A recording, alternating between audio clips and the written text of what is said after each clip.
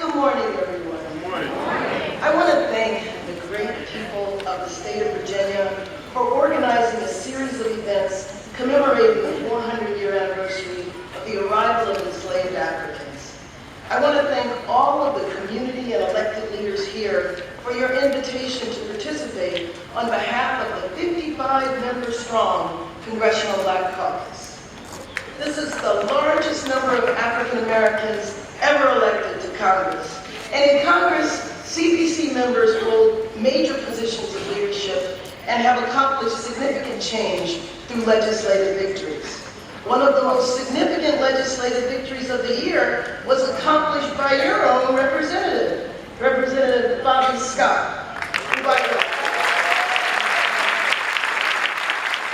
I know you are aware is the chair of one of the most important committees in Congress, the committee governing the nation's education system. He led and is leading the effort to raise the nation's national minimum wage.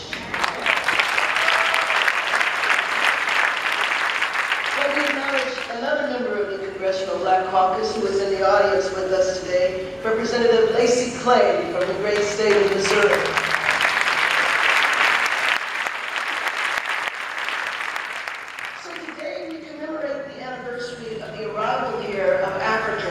But earlier this month, a delegation of members of the Congressional Black Caucus, led by Speaker Nancy Pelosi, traveled to Ghana, West Africa, to pay homage to our ancestors and to visit where they were held captive before they began that horror-filled journey.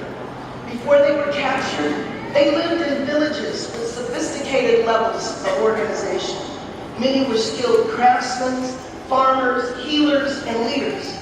They were first taken from villages and forced to walk hundreds of miles to dungeons.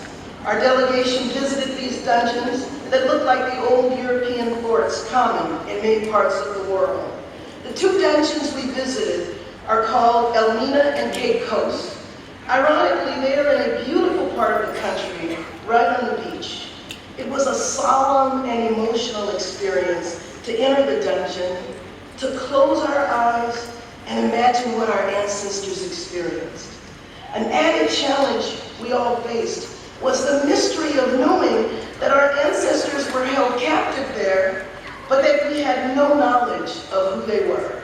Captured Africans were stripped of their languages, ethnic identities, tribal and family ties. We saw the areas of the dungeons that were large enough to hold about 50 to 100 people, but where hundreds were held.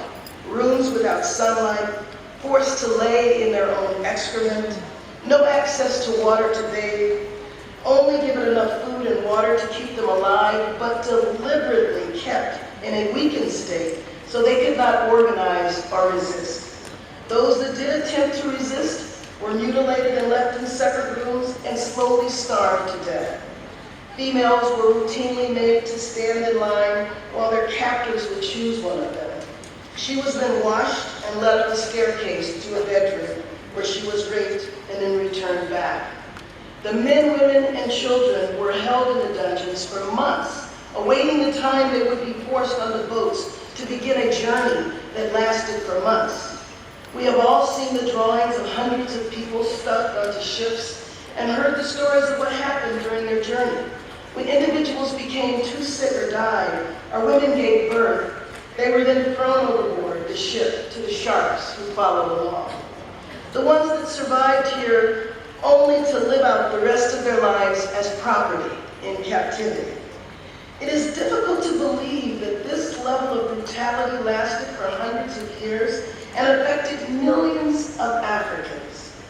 But when we stood in the dungeons filled with sadness, our heads lowered, reliving or trying to imagine what they went through, at the very same time, we lifted our heads and our chests were filled with pride and amazement at the strength and resilience of our ancestors.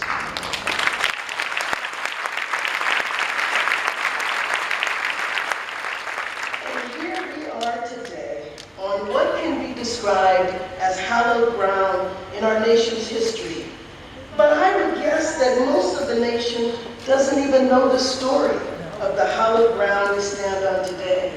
That we would arrive here first and generations later would escape enslavement and seek protection right here. That the nation's first African-American president would make Fort Monroe his first designation for a national monument.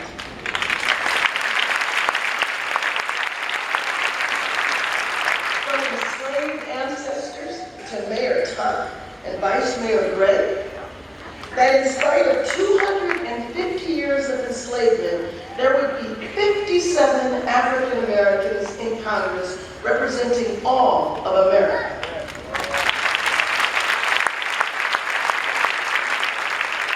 I only wish the entire nation could witness what you are doing here today, the history of Fort Monroe, how you have honestly acknowledged all of our nation's history, not just the parts that make us feel good, but the difficult parts as well. And I can't tell you what it feels like for me to sit here. This is my first time here, but the emotion that I feel in listening to the speakers tell the truth. Yeah. Tell the truth